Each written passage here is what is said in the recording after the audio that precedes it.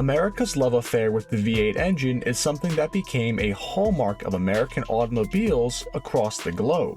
No one doubted the sheer brutish speed that some of America's fastest muscle cars had to offer, but the term American Supercar wasn't really something that was uttered in discussion. The closest thing to the new era of mid-engined Italian performance cars that we had here in America was the GT40, and even that was more of a race car than a road-designed supercar. But if there was one thing that you should never ever bet against, it's American ingenuity. And this is the story of two brothers who ended up building one of the fastest cars in the world, the Manta Mirage. Now, many of you may not have even heard of Manta cars in general, and that's okay, because they weren't a household name by any stretch of the imagination, and their story starts out with rather humble beginnings.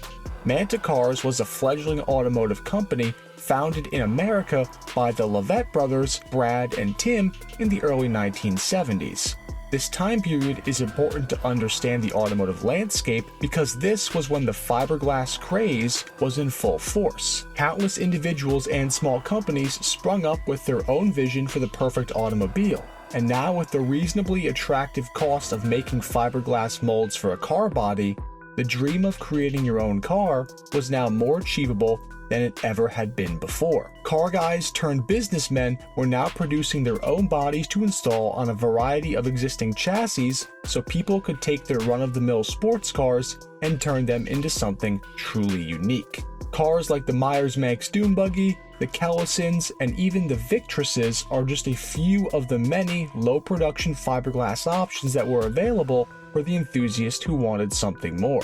Brad Levitt was a gearhead, a Formula Ford racer, and a crew chief for a race team that fielded Lola cars, who knew what a properly set up race car felt like, which gave the Levitt brothers a unique leg up for their master plan: to create a world-beating supercar that could be purchased by your average Joe at the time. Now, this was no small feat, but as you will soon find out, they actually pulled it off, and they called it the Manta Mirage.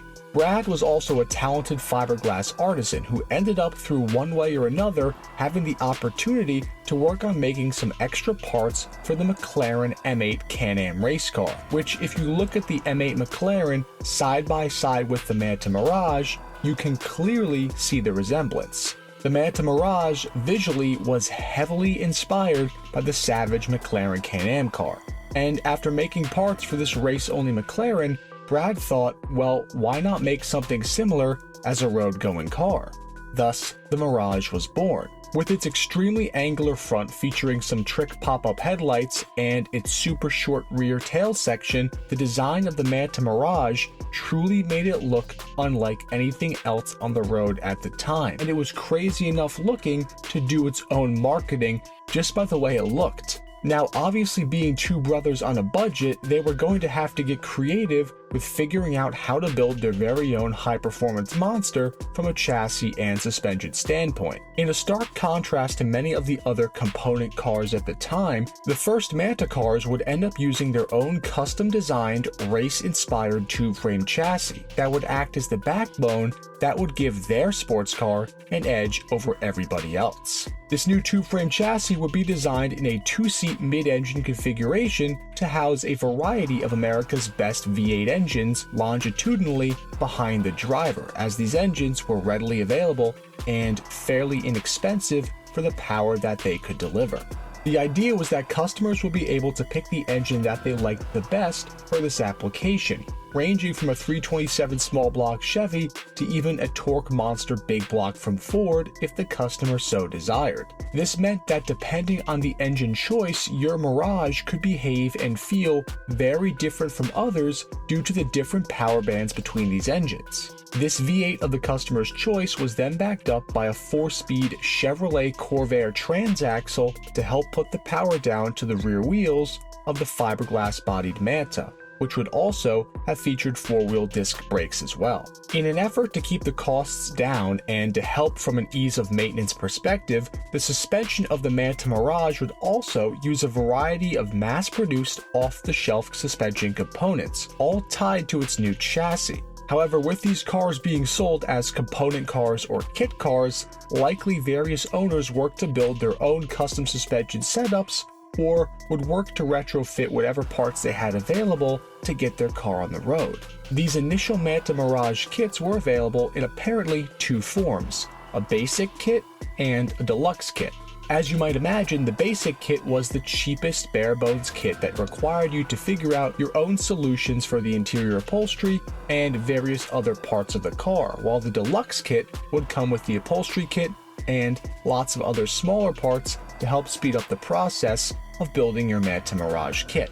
The bodies could be ordered from the factory in a few shades of fiberglass gel coat, all of which helped accentuate the crazy wedge shape of the Mirage. And speaking of speed, not only were these Manta Mirage cars V8 powered, but because of their small size and lightweight fiberglass construction, fully assembled cars would tip the scales at just under 2,000 pounds, which was absolutely crazy. Pair that figure with a 400 horsepower V8 and you have yourself a car that was significantly faster than a modern Hellcat that you could build in your own garage for really not that much money at the time. People will always look down at kit cars, but when the Manta Mirage was faster than other cars like the Pantera, it was pretty hard to dismiss it just as another kit car.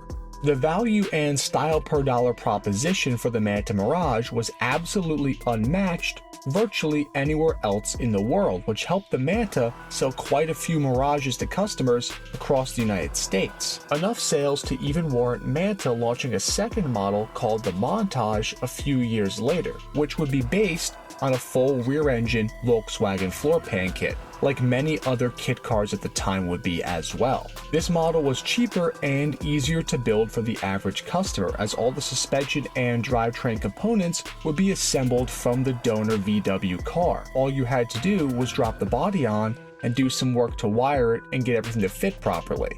And for those of you with keen eyes for vintage race cars, then you would also see that the Manta Montage was based off the design of the McLaren M6 GT race car as well. And for customers that wanted something a bit faster and more custom, they could purchase the Manta Montage T, which was another custom tube frame chassis design like the Manta Mirage, only this time it would feature a mid-mounted V6 as its engine of choice, as a sign of the times during the oil crisis in the latter half of the 1970s.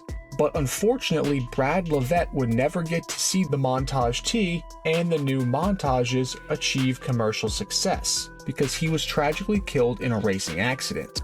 And that is the story of the Manta Mirage, the home-built American V8 supercar that put the world on notice. Let me know in the comments down below if you have any personal stories around any of the Manta cars. I would love to hear them. And thank you all for watching another episode of Cars Documentary Series. If you enjoyed this video, we would greatly appreciate it if you could drop a like and also share this video with other enthusiasts. Also, please make sure that you are subscribed to our YouTube channel and smash that notification bell for more documentary style videos just like this on the world's most interesting cars. Until next time, enthusiasts.